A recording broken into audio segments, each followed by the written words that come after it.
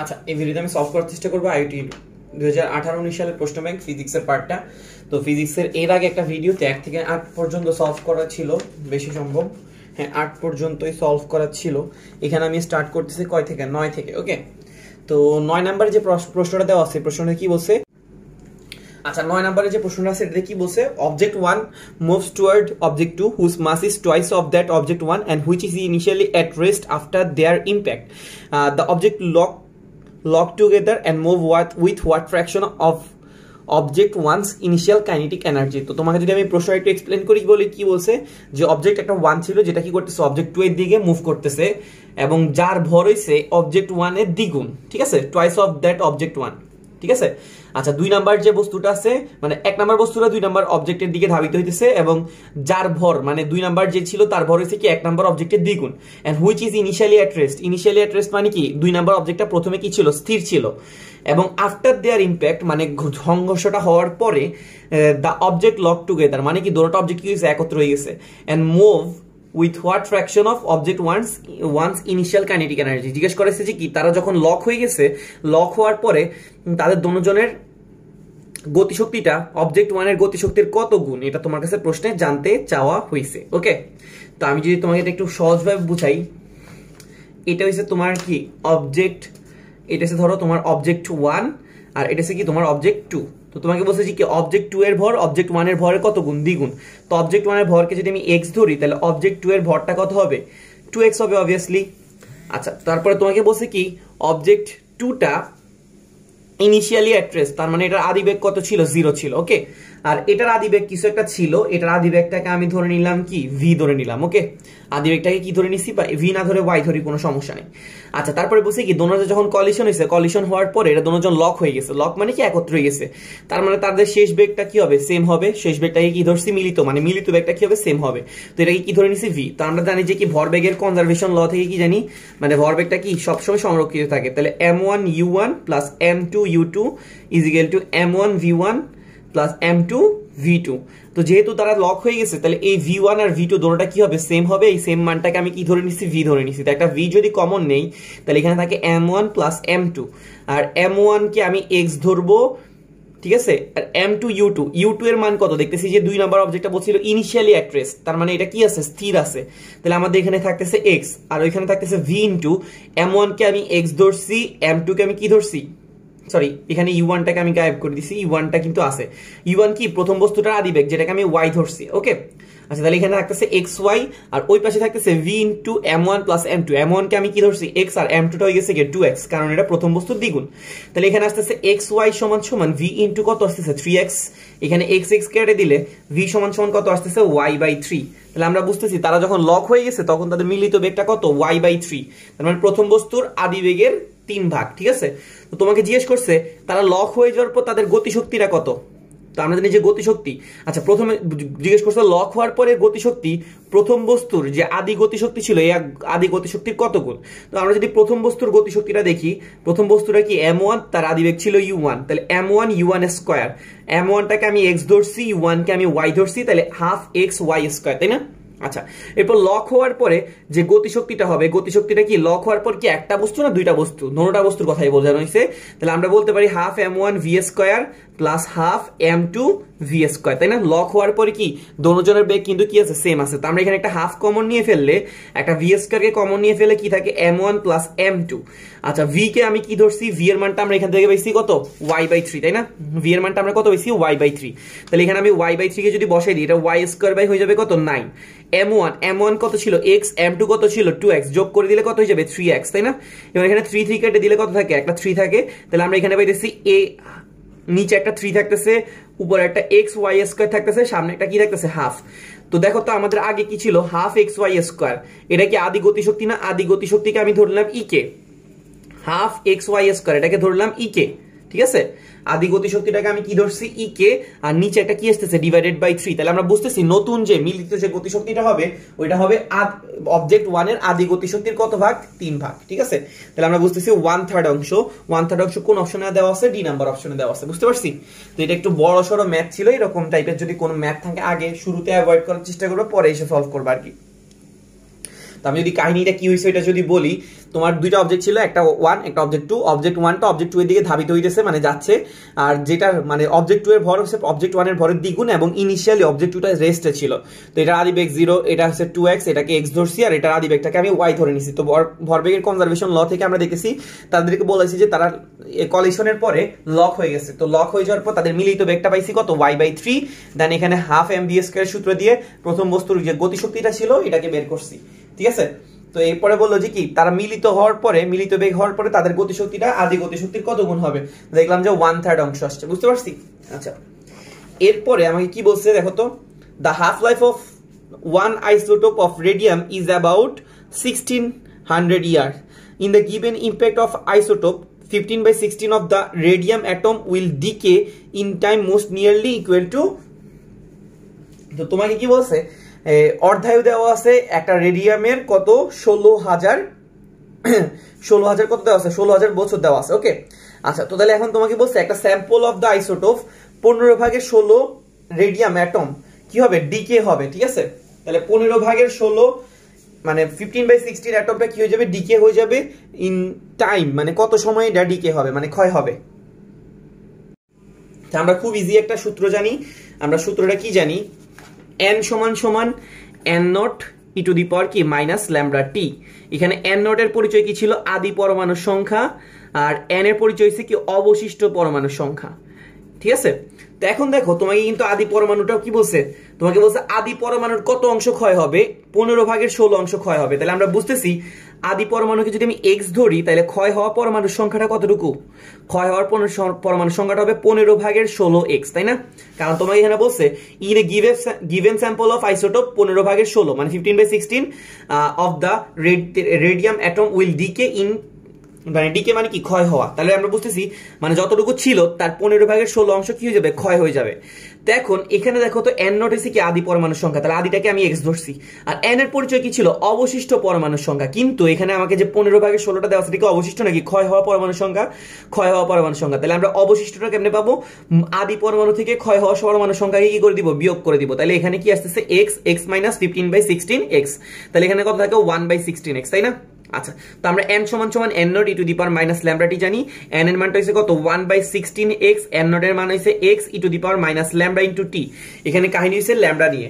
তো ওরা একটা জিনিস দিয়ে দিছে t হাফ, মানে অর্ধায়ু দেওয়া আছে কি 1600, তাই না, 1600 বছর। তো অর্ধায়ুর একটা বের করার সূত্র আছে কি 0.693 ডিভাইডেড বাই কি ল্যামডা। এখান থেকে আমি ইজিলি কি করতে পারি, আমাদের যে তেজস্ক্রিয় ক্ষয় ধ্রুবক ল্যামডার মানটা কি করতে পারবো, বের করতে পারবো।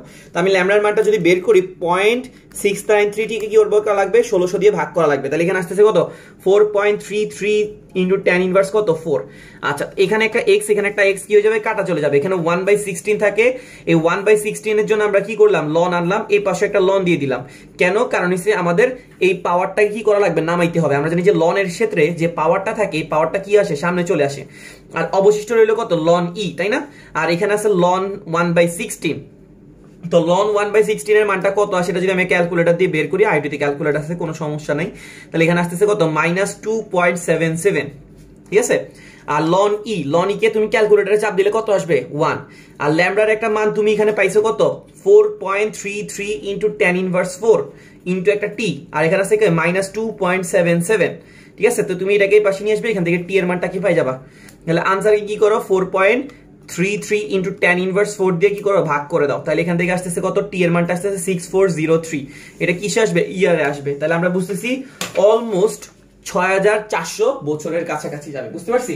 তুমি জাস্ট কাছাকাছি আনসারটাকে নিলেই চলবে, আশা করি বুঝাইতে পারছি। তো তোমাকে এখানে প্রশ্ন বলছিল একটা তেজস্ক্রিয় রেডিয়ামের হাফ লাইফ দেওয়া ছিল, আর বলছে যে কত সময় পরে এটার 15/16 অংশ কি হয়ে যাবে, ডিকে ক্ষয় হয়ে যাবে। তো ক্ষয় হওয়ার পরমাণুর সংখ্যা তো এখানে নাই, এখানে লাগবে অবশিষ্ট পরমাণুর সংখ্যা। তো মোটটাকে ধরছিলাম, মানে আদিটাকে ধরছিলাম, আদি থেকে ক্ষয় হওয়া পরমাণুকে বিয়োগ করে দিচ্ছি, অবশিষ্টটা পাই গেছি। এবার টি হাফ ছিল, এখানে ইকুয়েশনের মান বসেছি, দেন আমাদের কি গেছে কত সময় পরে এটা ক্ষয়, এত অংশ ক্ষয় হবে, এটা পাই গেছি, ওকে।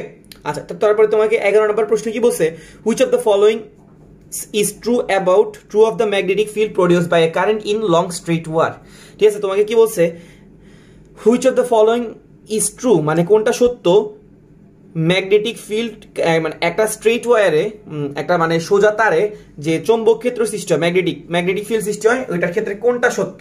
তা আমরা জানি যে ম্যাগনেটিক ফিল্ডটা কিভাবে সৃষ্টি হয়, চারদিকে বৃত্তাকারে সৃষ্টি হয়, তাই না? যে কোনো একটা জিনিসের ক্ষেত্রে বৃত্তাকারে চারদিকে সৃষ্টি হয়। তো এটা হচ্ছে আমাদের কয় number option? D number option. The field lines form circles about the wire, মানে এই তারের চারদিকে কি তৈরি করবে? বৃত্তাকার শেপ তৈরি করবে। ওকে, আচ্ছা এটা আমি করাইলাম না। 12 নাম্বারটাতে কি বলছে? 12 নাম্বারটাতে বলছে an object is placed at 60 cm from a spherical convex mirror, ঠিক আছে?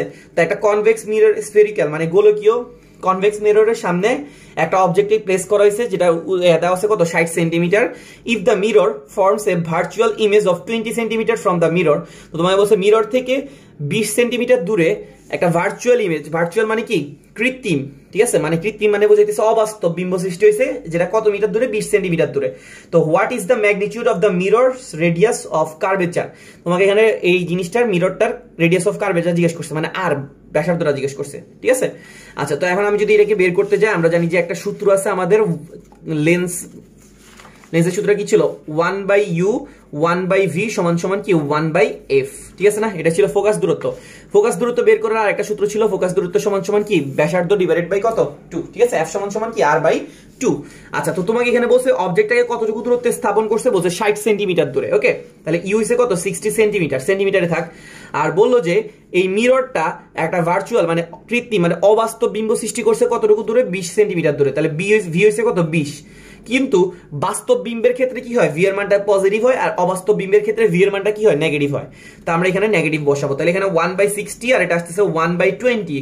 আচ্ছা, 1/f, f এর মানটা কত? আমরা জানি যে r/2। তাহলে এখানে 1/60 মাইনাস 1/20, এখানে কত আসবে? 1/60 মাইনাস 1/20। তাহলে এখানে কত আসতেছে? -1/30, -1/30। আর ওই পাশে কত আসে? ওই পাশে আসতেছে 1 divided by r divided by কত? 20। তাহলে আমরা এখানে কত পাই? এটাকে যদি উল্টাই দিই তাহলে 2টা কি হয়ে যাবে? উপরে চলে আসবে। আর rটাকে পাশে নিয়ে আসো, ওইটাকে পাশে নিয়ে যাও, তাহলে r এর মানটা কত আসতেছে? -60। তাহলে আমাদের বুঝতেছি আমাদের যে বক্রতার ব্যাসার্ধটা হবে এটা কত হবে? 60 সেন্টিমিটার। 60 সেন্টিমিটার কয় নাম্বার অপশন আছে? এই ডি নাম্বার অপশনটাতে আছে। ওকে, তাহলে এখান থেকে আমরা কি করতে পারছি? রেডিয়াস অফ কার্ভেচারটা বের করতে পারছি। তো 13 নাম্বার সেম এরকম টাইপের আরেকটা প্রবলেম দিছে। The image created by a converging lens, একটা লেন্সের কনভার্জিং লেন্সের একটা ইমেজ ক্রিয়েট হয়, is projected into a screen that is 60 centimeter from the lens. If the height of the image is 1/4 of the height of the object, what is the focal length of the lens? তোমাকে লেন্সের focal লেন্থটা বের করতে বলছে, focus দূরত্ব বের করতে বলা হয়েছে। ওকে, আচ্ছা, তো তোমাকে বলছে কি একটা লেন্সের কনভার্জিং লেন্সের সামনে কি করছে? মানে একটা 60 সেন্টিমিটার দূরে একটা কি করছে? স্ক্রিনে প্রজেক্ট করাইছে। If the height of the image, মানে ইমেজে মানে তুমি যে জিনিসটাকে করতেছো মানে যাকে রাখছো তার প্রতিবিম্ব দেখতেছো, এটা 1/4 of the height of the object, মানে অবজেক্টের 1/4 অংশ, যেটাকে আমরা বিবর্ধন হিসেবে নামে চিনি। বিবর্ধন কি জিনিস ছিল? তুমি একটা জিনিসকে কতটুকু বিবর্ধিত দেখতেছো বা খর্বিত দেখতেছো, বিবর্ধন। এই বিবর্ধন বের করার সূত্র কি ছিল? Modulus of v by u ছিল। কি ছিল? Modulus of v by u. তো তোমাকে বলছে স্ক্রিনের কতটুকু সামনে রাখা আছে? 60 সেন্টিমিটার সামনে রাখা আছে। তাহলে আমরা বুঝতেছি আমাদের অবজেক্টের দূরত্বটা কত? সরি, আচ্ছা, এখানে প্রশ্নে কিন্তু এটা কিন্তু যেখানে প্রশ্ন একটু ভালো করে পড়ো, আমি এখানে খেয়াল করি নাই। The image created by a converging lens is projected into a screen that is 60 centimetre from the lens. তোমাকে বলছে লেন্সের পিছনে একটা স্ক্রিন আছে, ওই স্ক্রিনে এটাকে কি করাইছে? প্রজেক্ট করাইছে, মানে এটাকে মানে ফিট করাইছে। যে স্ক্রিনটা লেন্স থেকে কতটুকু দূরে? 60 সেন্টিমিটার দূরে। তার মানে আমরা বুঝতেছি এটা কি বস্তুর দূরত্ব না বিম্বের দূরত্ব? এটা হচ্ছে আমাদের বিম্বের দূরত্ব। মানে এটা লেন্স ছিল, তুমি এই লেন্সটাকে এখন একটা স্ক্রিনের মধ্যে ফিট করছো, ওইটার ফিটের দূরত্ব। তাহলে আমরা বুঝতেছি বিম্বটা কতটুকু দূরত্ব যে ফিট হয়েছে? আমাদের 60 সেন্টিমিটার দূরে ফিট হয়েছে। ওকে, আচ্ছা, তারপরে হচ্ছে কি তোমাকে জিজ্ঞেস করছে যে, তোমাকে বলছে যে if the height of the image is 1/4 of height of the object, মানে ইমেজটা হইতেছে কি যেটাকে তুমি স্ক্রিনে ফিট করছো, ওইটা হচ্ছে কি অবজেক্টের 1/4 অংশ, যেটাকে আমরা বিবর্ধন বলি। ভি সমান সমান কি ছিল? এম সমান সমান ভি বাই ইউ। ওকে, তাহলে আমরা এখানে অবজেক্টের ইউটা বের করতে পারবো, মানে বস্তুটাকে কতটুকু দূরত্ব রাখা আছে এটা বের করতে পারবো। তো এখানে 1/4 সমান সমান ভি এর মান হচ্ছে 60 আর এখানে আছে ইউ। তাহলে ইউ এর মানটা আমরা এখানে ইজিলি পাই যাবো। 4টাকে পাশে পাঠিয়ে দিলে 4 গুণ করলে কত আসে? 240, ঠিক আছে? তাহলে আমরা এখানে অবজেক্টের ডিসটেন্স পাই গেছি আর বিম্বের ডিসটেন্স পাই গেছি। তো আমরা একটা সূত্র জানি, এখানে ফোকাস ডিসটেন্স চাইছে, তো 1/u 1/v সমান সমান কি জানি 1/f, 1/u মানে 1/240, 1/v মানে 1/60, আর এখানে কি আছে 1/f। এখান থেকে তুমি ইজিলি কি করতে পারবা, ফোকাস দূরত্বটা বের করতে পারবা। 1/240 প্লাস 1/60 করে দিলাম, তারপর এটাকে কি করা লাগবে, উল্টাই দেওয়া লাগবে, কারণ ওখানে 1/f আছে। তাহলে আমরা ফোকাস ডিসটেন্সের মান পাইতেছি কত, 48। তাহলে এটা কত হবে 48 সেন্টিমিটার, কারণ এখানে সবগুলো আনসার কিসে ছিল, সেন্টিমিটারে ছিল, মানে সবগুলা দূরত্ব সেন্টিমিটারে দেওয়া ছিল। আচ্ছা এটা গেল 13 নাম্বার। দেন হচ্ছে 14 নম্বরে যে প্রশ্নটা দেওয়া আছে, এটাতে কি বলছে, আইস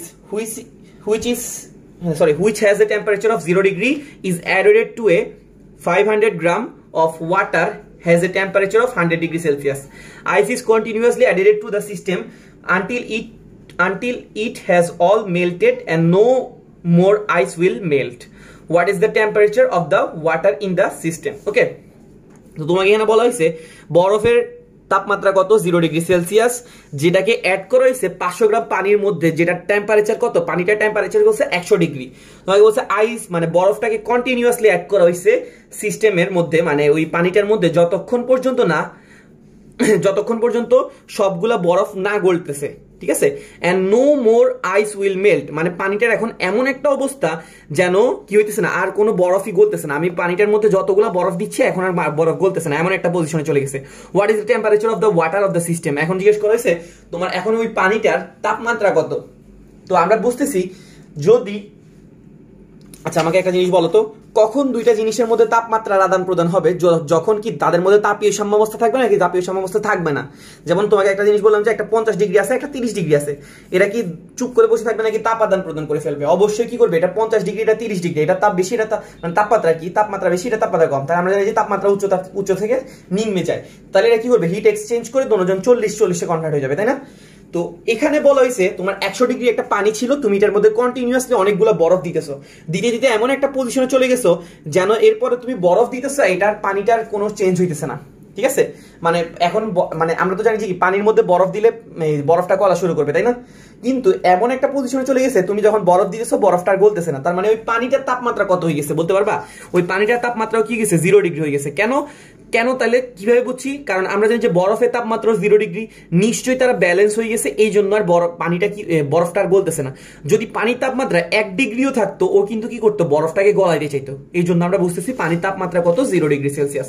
এটা আমাদের কয় নাম্বার অপশন আছে, ডি নাম্বার অপশন আছে। ওকে, আচ্ছা এরপরে 15 নম্বরের প্রশ্ন কি বলছে, two objects, mass of one object is 3 kg which is moving with a speed of 2 meter per second and the mass of the other object is 5 kg and speed is 2 meter per second, move towards each other and collide on head.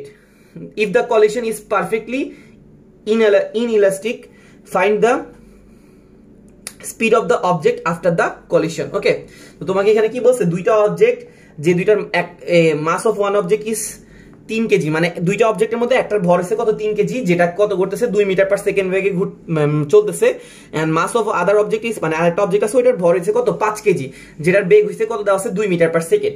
Move towards each other, মানে দুটোটা একই পরস্পরের দিকে কি করতেছে, move করতেছে। আচ্ছা এখন কি হয়েছে, এবং কলাইড মুখোমুখি সংঘর্ষ হয়েছে, if the collision is perfectly inelastic, মানে অস্থিতিস্থাপক সংঘর্ষ হয়েছে। আমরা জানি যে স্থিতিস্থাপক সংঘর্ষ আছে, অস্থিতিস্থাপক সংঘর্ষ আছে। অস্থিতিস্থাপকে জাস্ট ভরবেগটা সংরক্ষিত থাকে, স্থিতিস্থাপকে ভরবেগ এবং গতিশক্তি দুইটাই সংরক্ষিত থাকে। ওকে, তো জিজ্ঞেস করছে find the speed of the object after the collision, মানে জিজ্ঞেস করছে যে এই কলিশনটা হওয়ার পরে স্পিডটা কত, ঠিক আছে। আচ্ছা তো এটা আগের প্রশ্নটার মতোই কাছাকাছি কিছু এইরকম একটা ভরবেগের প্রশ্ন একদম শুরুতে পাইছিলাম। দুইটা অবজেক্ট হচ্ছে একটা দিকে মুখোমুখি ভাবে সংঘর্ষ হইতেছে, ঠিক আছে। আচ্ছা প্রথমটার অবজেক্টের ভর দেওয়া আছে কত কেজি, দেওয়া আছে 3 কেজি, দ্বিতীয় অবজেক্টের ভর দেওয়া আছে 5 কেজি।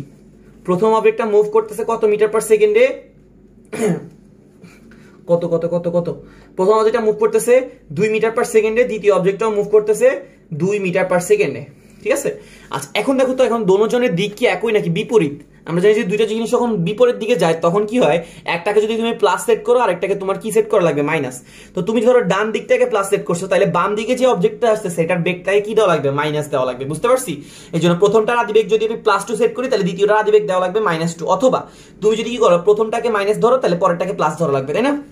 তো জিজ্ঞেস করছে হেড অন হেড কলিশন হওয়ার পরে তোমাকে জিজ্ঞেস করছে যে find the speed of the object, মানে অবজেক্ট গুলার বেগ কত হবে। তো আমরা ধর এখানে কি হয়েছে, তারা দুজন কলিশন হওয়ার পর মিলিত হয়ে গেছে, মিলিত হয়ে একটাকে ঠেলে নিয়ে যাইতেছে, তো মিলিত বেগটা জিজ্ঞেস করা হয়েছে। তো আমরা জানি যে m1u1 প্লাস m2u2 সমান সমান m1v1 প্লাস m2v2। তো আমি এখানে দুজনের মিলিত বেগটাকে v ধরবো, তাহলে m1 plus m2 into v আসবে, তাই না? আচ্ছা m1 হয়েছে কত 3, m2 হয়েছে 2, আর m1 হয়েছে কত 3 আর u1 হয়েছে কত 2, m2 হয়েছে কত 5, u2 হয়েছে কত 2, আর m1 প্লাস m2 মানে 5 আর 3 কে যোগ করলে কত আসে 8 ইন্টু কত v। তাহলে আমরা এখানে পাইছি 3 দুগুণা 6, 5 দুগুণা 10, 6 থেকে 10 চলে গেলে কত থাকে -4, আর ওই পাশে আছে কত 8v। তাহলে আমরা এখান থেকে v এর মানটা কত পাইতেছি -1/2, তাই না? তাহলে আমরা বুঝতেছি অবজেক্টটা কত বেগ হবে, কত মিলিত বেগ হবে -1/2। এখন মাইনাস হওয়ার মানে কি, আমি ডান দিকটাকে প্লাস সেট করছিলাম, বাম দিকটাকে মাইনাস সেট করছিলাম, তাহলে আমরা বুঝতেছি মিলিত বস্তুটা কোন দিকে যাবে, বাম দিকে যাবে। তাহলে আমরা বুঝতেছি মিলিত বেগটা কত হবে 0.5, হাফ মানে কত 0.5, আর কোন দিকে যাবে, বাম দিকে চলে যাবে, বুঝতে পারছি? আচ্ছা এরপরে 16 নাম্বার যে প্রশ্নটা দেওয়া আছে, 16 নাম্বার প্রশ্নটা খুব ইজি। তোমাকে বলছে in a common emitter configuration of NPN transistor the base current is 5% of the emitter current.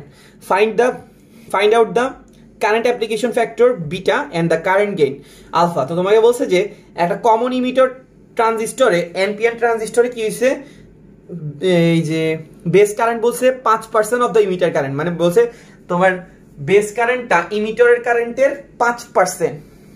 আচ্ছা তো জিজ্ঞেস করছে find out the current configuration, মানে কারেন্ট অ্যাপ্লিকেশন ফ্যাক্টর, মানে প্রবাহ বিবর্ধন গুণক যেটাকে আমরা বিটা বলি, আর আরেকটা আছে প্রবাহ লাভ যেটাকে আমরা কি বলি আলফা বলি। তোমাকে বলছে আলফা আর বিটার মানটা বের করতে। আচ্ছা ভালো কথা, তুমি এখান থেকে সূত্র জানো। তো তোমার এখানে একটা মান দেওয়া আছে কি, বেস কারেন্টটা ইমিটারের কারেন্টের কত পার্সেন্ট, 5%। ইমিটারের কারেন্টকে আমরা কি দ্বারা প্রকাশ করি, আইইটাকে ধরলাম কি এক্স, তাহলে বেস কারেন্টটা হইতেছে ইমিটারের কারেন্টের 5%, ঠিক আছে 5%। আমি বুঝতেছি x ইন্টু 0.05%, 5% কে কিভাবে তুমি ভাঙাবা, 5 কি করবে 100 দিয়ে ভাগ করে দিবা, তাহলে এটা কত আসবে 0.05x, তাই না? তাহলে বেস কারেন্ট হইছে ইমিটারের কারেন্টের 5%, তাহলে x এর 5%, তাহলে এই 5% কে ভাঙানোর জন্য আমরা 100 দিয়ে ভাগ করছি, তাহলে 0.05x আসছে, ঠিক আছে? তো এখন আমরা কি জানি, একটা সূত্র জানি IE সমান সমান কি IB প্লাস IC। ইমিটারের কারেন্ট সমান সমান কি বেসের কারেন্ট যোগ কালেক্টরের কারেন্ট। তো বেসের কারেন্ট হচ্ছে কত 0.05x, আর ইমিটারের কারেন্টটা আমরা জানি যে দেখতেছি কত x ধরে নিছি, তাহলে এখান থেকে আমরা ইজিলি কালেক্টরের কারেন্টটা পাই যাব। আর IC সমান সমান যদি x থেকে 0.05x কে ভাগ বিয়োগ করে দাও তাহলে 0.95x আসবে, বুঝতে পারছি? তাহলে আমরা বেসের কারেন্টটা পাই গেলাম 0.05x, কালেক্টরের কারেন্ট পাইলাম 0.95x, আর ইমিটারের কারেন্ট পাইলাম কত x। এখন আমরা কি করব, আলফা আর বিটার মানটা বের করব। তো বিটা আলফা বের করার দুইটা একদম সহজ সূত্র আছে। বিটা সমান সমান আছে কি IC বাই IB, আর আলফা সমান সমান আছে কি IC divided by IE। Beta সমান সমান আছে কি কালেক্টরের কারেন্টকে বেসের কারেন্ট দিয়ে ভাগ করব, আর আলফার মানটা কিভাবে বের করব, মানে যেটাকে আমরা প্রবাহ লাভ বলি IC, মানে কালেক্টরের কারেন্টকে ইমিটারের কারেন্ট দিয়ে ভাগ করব। আচ্ছা কালেক্টরের কারেন্টটা কত ছিল, কালেক্টরের কারেন্টটা ছিল 0.95x, আর বেসের কারেন্টটা কত ছিল 0.05x, তাই না? আচ্ছা তো 0x কি হয়ে যাবে কাটা, তাহলে 0.95 কে কি করা লাগবে 0.05 দিয়ে ভাগ করা লাগবে, তাহলে এখানে আসতেছে কত বিটার মানটা আসতেছে কত 19, তাহলে প্রবাহ বিবর্ধক গুণকের মান পাইছি কত 19।